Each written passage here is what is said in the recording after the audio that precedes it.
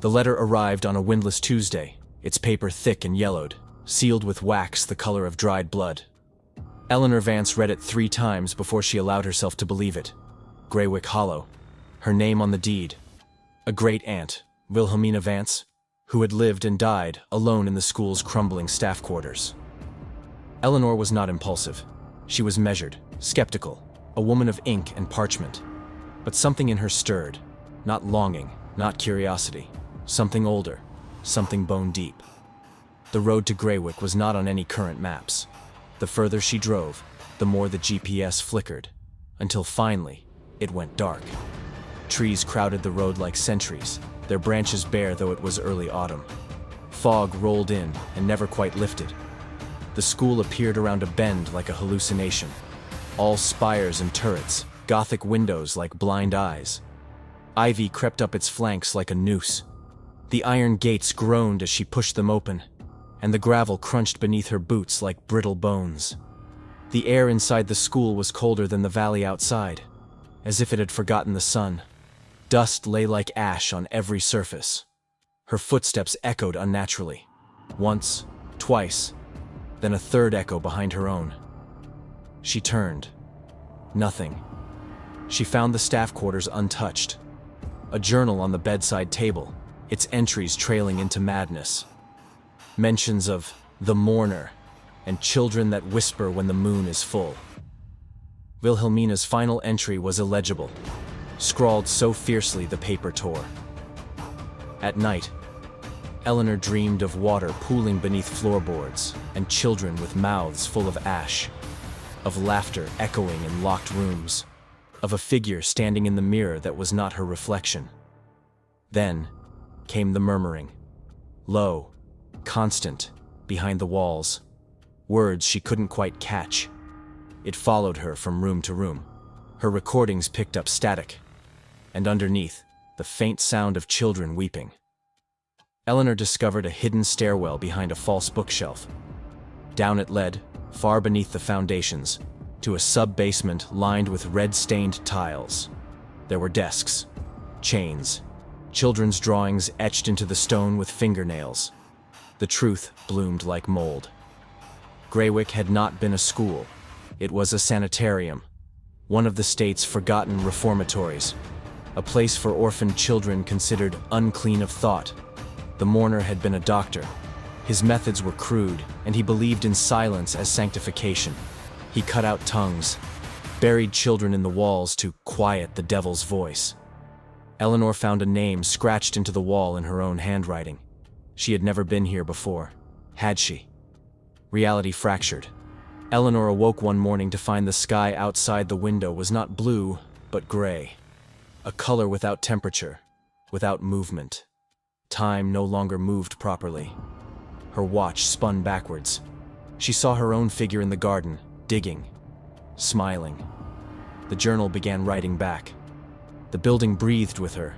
Doors opened before she touched them. Mirrors fogged when she passed. And the children began to appear in the corner of her eyes, limping, crawling, heads tilted too far. She remembered then. The smell of antiseptic. A cage of iron bars. The white room.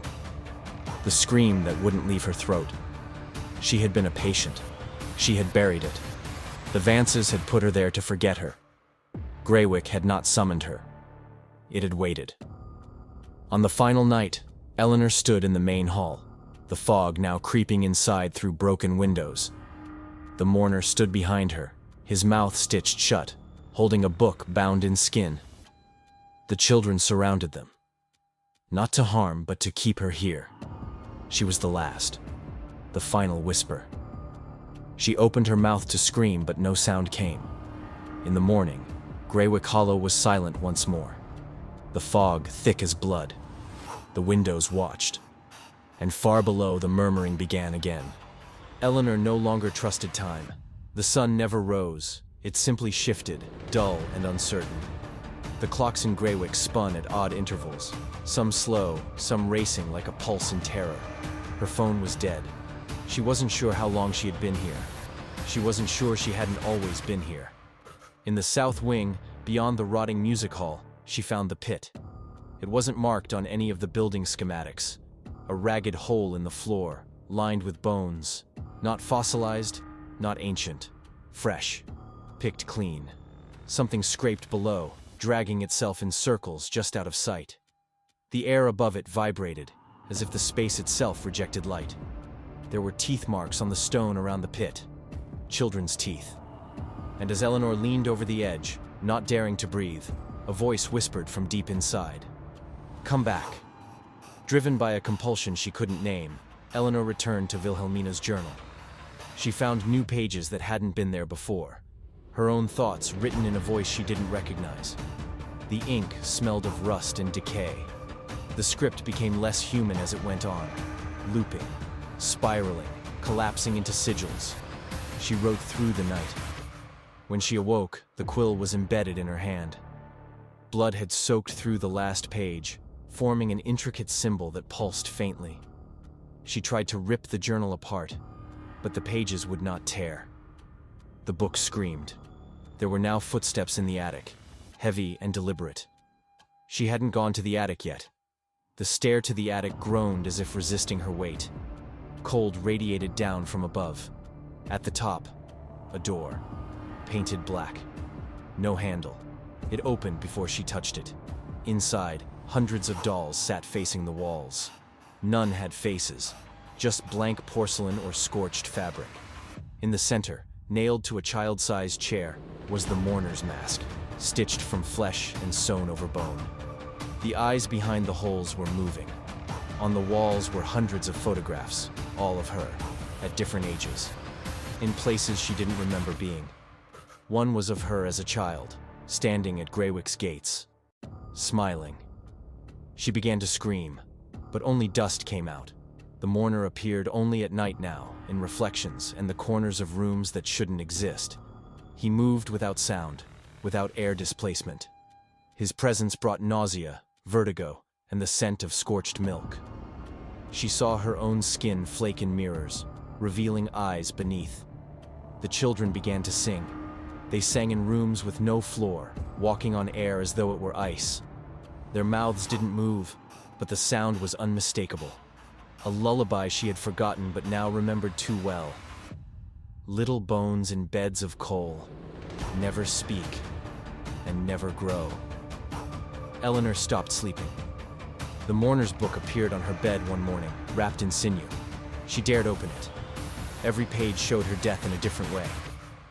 Eleanor tried to leave. She made it to the gates, but the valley outside had changed. There was no road, only forest, thick and endless, trees so tall they vanished into blackness.